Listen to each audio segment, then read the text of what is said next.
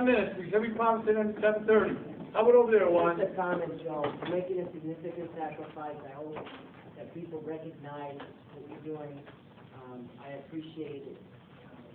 You've always been very energetic.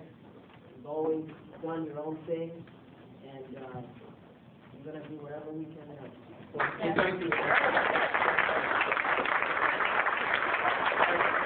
I appreciate that. But the person I appreciate the most, of course, is my wife Lisa, who actually is, agreeing and being so supportive and helpful.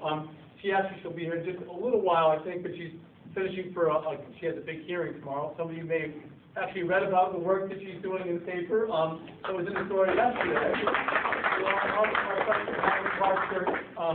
So yes, I'm very grateful to my wife and my family have been so supportive and helpful. But thank you, Ron.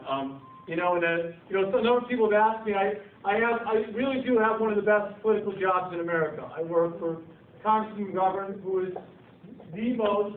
I have to be careful because all my friends from the Tim Murray campaign are here too. But he and Tim Murray are the most dedicated public servants, and the congressman is just a remarkable person who works every day to try to make our city, his district, our state, our country, the world a better place. And it's hard to think about potentially having to leave that because there's so much good work there. Yet I do feel that there are so many challenges and there's such a need for leadership in our city and for a new way to govern, as I said, to bring people together and give people an opportunity to really move this city in the right direction again. How about any more world's greatest kind of feedback loop on bus stops? My father-in-law, Art, where's Art? Art rides the bus every day. So I guess my father-in-law rides the bus every day, so he's the one who actually called Tim Murray when things were really bad and told me he had to straighten it out or he was in trouble. And the reality is, I actually ride the bus a number of times a month as I go down to work when it's raining, when I don't walk. Obviously, public transportation is critically important for our environment, for our city, and for lots of everyday folks. That's their main means of transportation. And obviously, we need to do more to keep that bus service running and to meet the needs of folks in our city. And as far as the pools go, one of the reasons I actually got in this race is I like to compare leadership. 3 years ago, when they talked about closing the pool, the mayor then was a guy named Tim Murray. You may have heard about it. And he worked with the city manager, and he brought the city council and all the business leaders and community leaders together, and he said, listen, we've got a problem. Our pools have a lot of repair issues. We don't have enough resources to staff them. And he brought people together to actually figure out, and they came up with a plan to open the pools and serve the kids in the summertime. Because he knew that for many families who don't have a home in the Cape or a nice place in Hampton, he knew that for them, that was what summer recreation was about. And I'm not being any disrespectful to the effort that was put in now, but it's an example, I think, about different kind of leadership. One that understands that pools are important for a lot of folks in this community, for a lot of kids and a lot of families. And leadership that brings people together and tries to solve problems by sharing responsibility and sharing credit. So I think those are some good questions. Margot.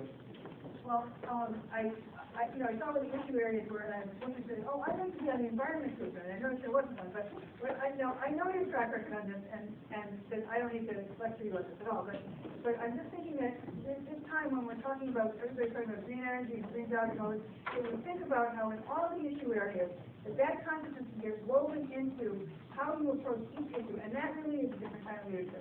And I think you'll do that, and also thinking about inclusion of all different kinds of people, so that all the people of the community are represented. That we include all of the issues, so that they don't have to be separate issue areas, but that consciousness gets incorporated into every issue area that we have.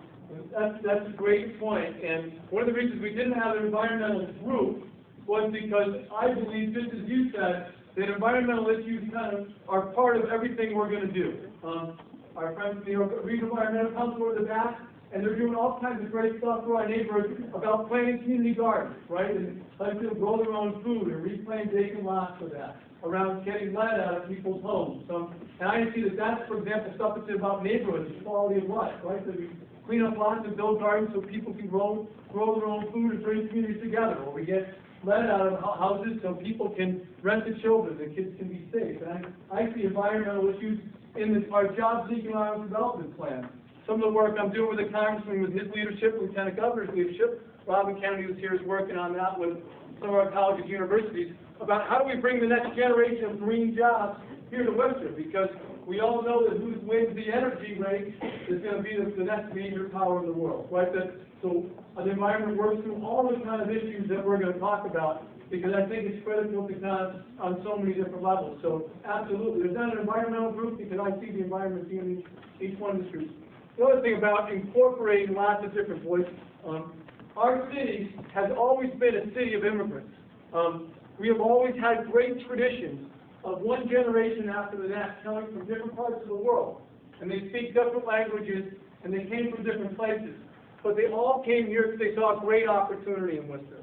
They saw opportunities to work hard, maybe their children could get a great public education and be successful. And I believe that in some ways, some of us have forgotten about that immigrant story.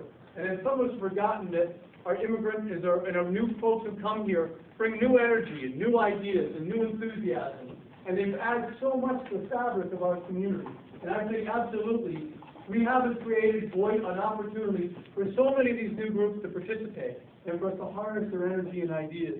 And I really do want to do that because I think it's critical to our future. And I think so often we forget that we're all part of that same tradition. The Irish, the Italians, the Albanians, the Jewish community that came here from Eastern Europe. We're all part of that tradition. There's so much more we need to do. So those are two great points.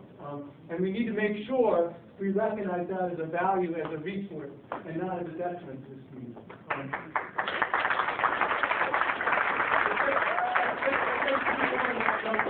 I'll try to respect people's time because I can't tell you how grateful and honored I am to see so many people here. Chris. Quick question and a tough one. Sure. Quick question, do you expect there'll be a primary? I do not expect to be a primary, and actually if there's, let's say, one candidate or two candidates over the minimum, I'm told it costs $150,000 to do a primary in the city. In a city that's now is got more than 50, is now almost 50 police officers, has not enough folks to take care of the parks and the playgrounds and opens the pools, I'm going to ask that if we have just a couple people over that minimum, that we should be petitioning the legislature and saying we should just move on to general and save that money for stuff that we need to do. I mean, the idea that we would spend $150,000 when there's so many critical needs